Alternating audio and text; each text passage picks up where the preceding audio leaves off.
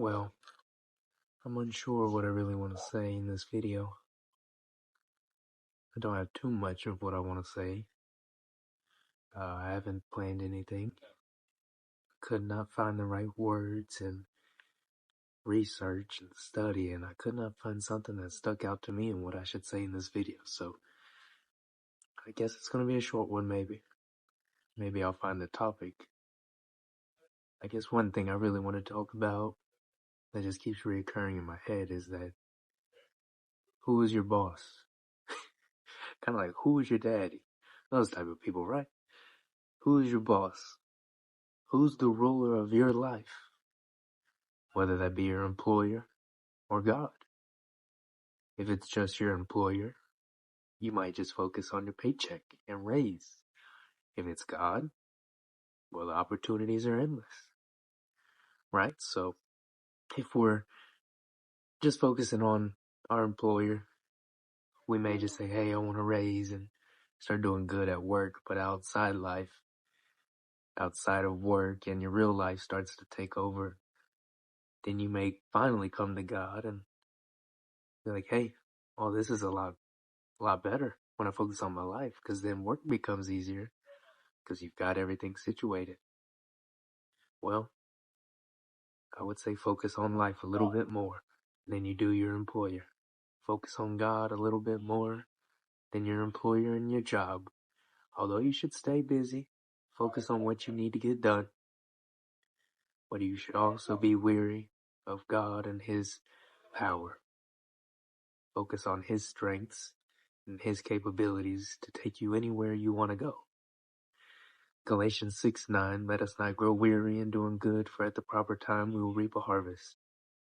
Continue to do good things in your life, no matter what the circumstances are at this moment, because eventually the plant that you put into the ground will eventually become a beautiful tree and blossom into something greater and allow you shade in the summertime.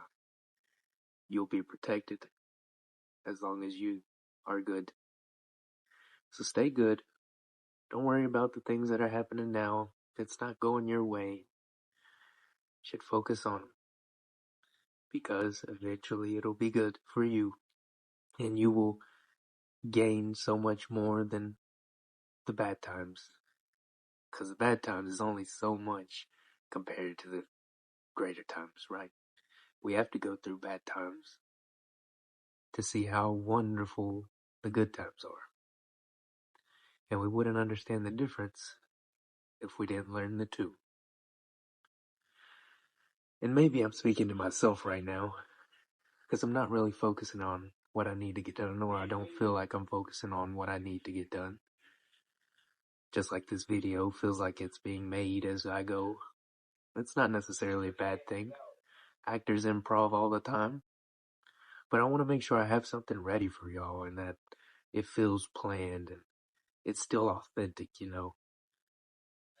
But I just couldn't find anything to say or write down, or maybe I'm not studying hard enough, and that's why I feel like I need to focus and not worry, Galatians 6:9, right?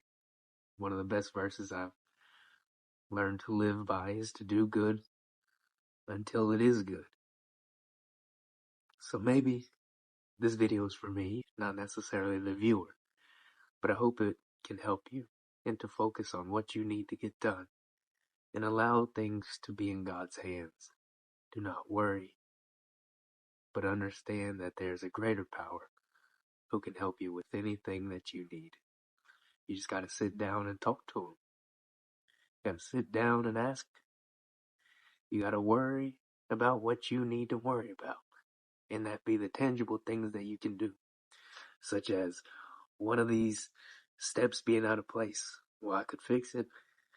All right, well, one of the steps out in a staircase in a building. Well, I can't really fix that. That's not in my hands, right? So I let somebody else worry about it.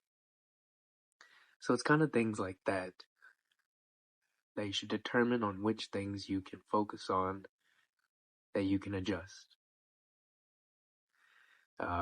Maybe I'm speaking gibberish right now. Can't really tell. It's in the heat of the moment. But I hope I'm understood and you can see where I'm coming from. Just ask the man above and be thankful. You should always start your prayer off with, "Oh my gracious God, you are wonderful to me.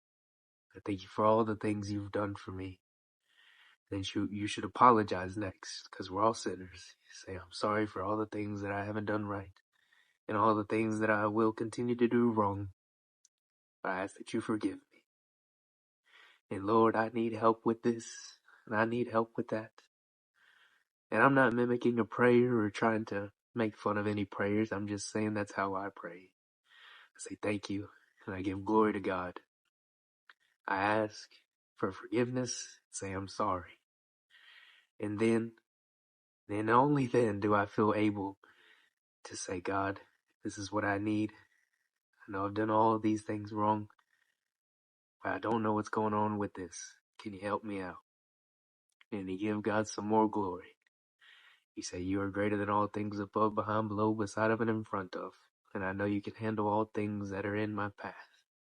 And in that being said, may the Lord be on your side, my friend, and help you out. And if you don't believe in God, find your higher power. Don't let it be your employer. But find something worth living for. You can do it. I know you can. Just gotta focus. Put some determination and discipline into you. It's okay to sit down every once in a while, especially if you feel sick, because right now is not a wonderful time, and it's the middle of winter. You may be feeling terrible. Get what you could get done, whether that be laundry or, just cooking something. Stay healthy. Ask God to help you. And ask a higher power. If you don't believe in God, you should look into it. Good luck, my friends. Be safe.